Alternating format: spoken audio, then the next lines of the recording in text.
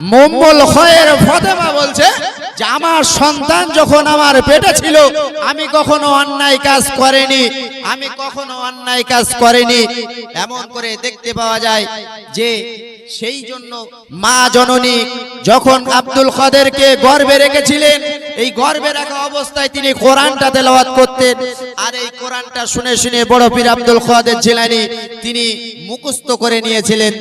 তাই দেখতে পাওয়া যায় যখন ওস্তাদের কাছে পড়তে গিয়েছেন, ওস্তাদ বলছে বাবা পড়ো আলিফ বাতা, বলছে হুজুর আলিফ বাতা তো পড়বো, কিন্তু তার আগে তো কিছু আছে।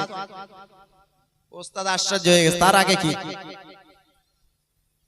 আলিফ বাতার আগে কি আছে?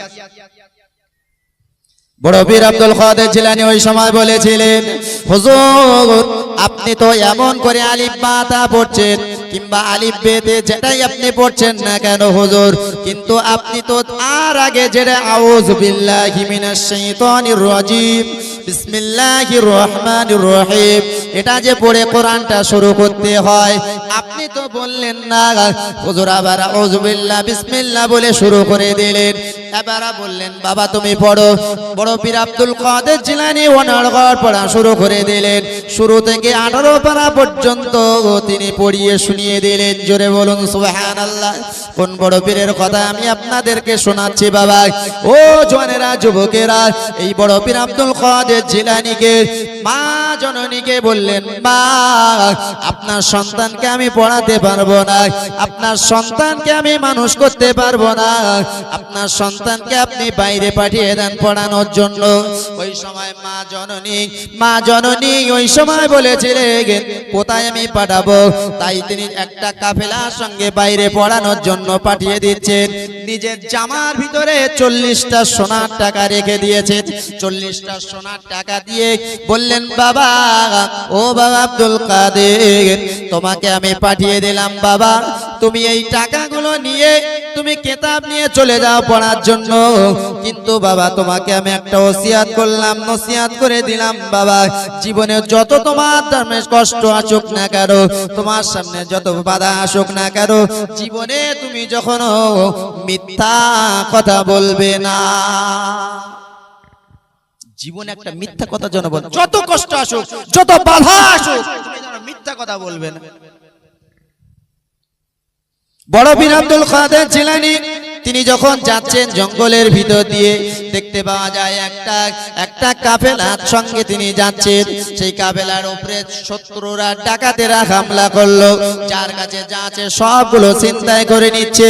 আব্দুল কাদের একটা ছোট্ট বাচ্চা ছেলে দাঁড়িয়ে আছে, মাদ্রাসায় পড়তে যাচ্ছে বাবা। আব্দুল কাদেরকে ডেকে বললেন, হে বাচ্চা ছেলে, ও বাবা তোমার কাছে কিছু আছে কি? বলে আমার কাছে 40টা সোনার টাকা আছে। বলে তোমার 40টা সোনার টাকা কোথায় তুমি বলো? বলে আমার জামার নিচে আমার মা সেলাই করে দিয়েছে। এই কথাটা যখন বলেছে ওই ডাকাতের আশ্চর্য হয়ে গেল, এই বাচ্চাটা যদি মিথ্যা কথা বলতো, আমার কাছে কিছু নেই আমরা তো কিছুই বলতাম না। না না না, এই বাচ্চাটা কিছু না বলে বাচ্চাটা যখন টাকার কথা বললো, ওই বাচ্চাটার হাত ধরে তাদের লিডারের কাছে নিয়ে গেল। লিডারের কাছে নিয়ে বলছে, হুজুর ওগো আমাদের লিডার, একটু দেখুন এই বাচ্চার আদর্শটা, এই বাচ্চার কাছে 40টা সোনার টাকা আছে।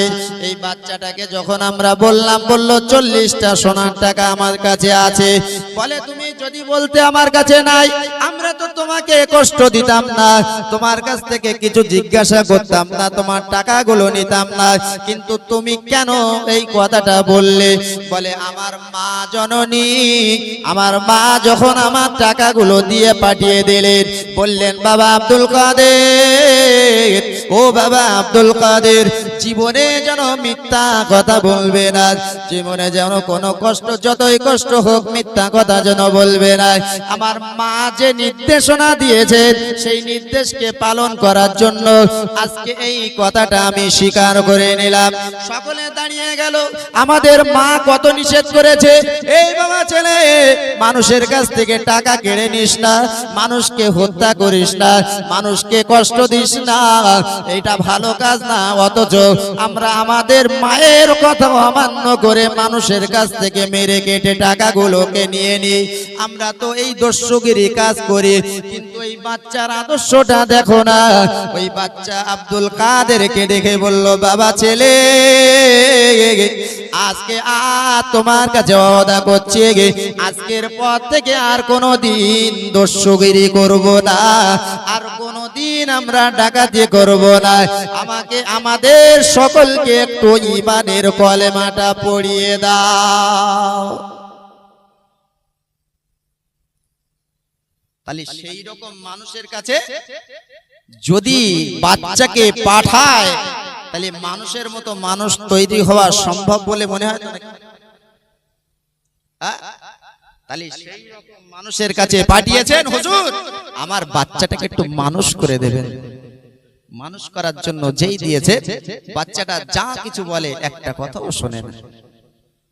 বাচ্চাটা যখন একটা কথাও শুনছে না, কিছুদিন পর ওর মা যখন আসলো, বলল, মা আপনার এই বাচ্চাটা এত বিয়াদব, একটা কথাও শোনেনি, আপনি আমার বাচ্চাটাকে নিয়ে চলে যান। বাচ্চাটাকে নিয়ে চলে গেল। মা জননী বাচ্চাটাকে নিয়ে সোজা বাড়িতে চলে গেলেন।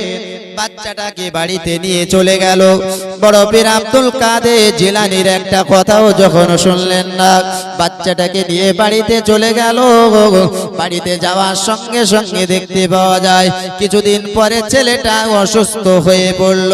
যখন বাচ্চা ছেলেটা অসুস্থ হয়ে পড়ল, ওই যুবক ছেলে, ওই বাচ্চা ছেলেটা দেখতে পাওয়া যায় অসুস্থ অবস্থায় আছে, আর সহ্য করতে পারছেন না, বিছানা থেকে উঠতে পারছেন না। মা জননীকে ডেকে বললেন, মা, ও মা জননী, আমি আর সহ্য করতে পারি না জ্বালা যন্ত্রণা, আপনি একটু চলে যান। জামানার ওলি এমন করে আব্দুল কাদের জিলানীর কাছে চলে যান।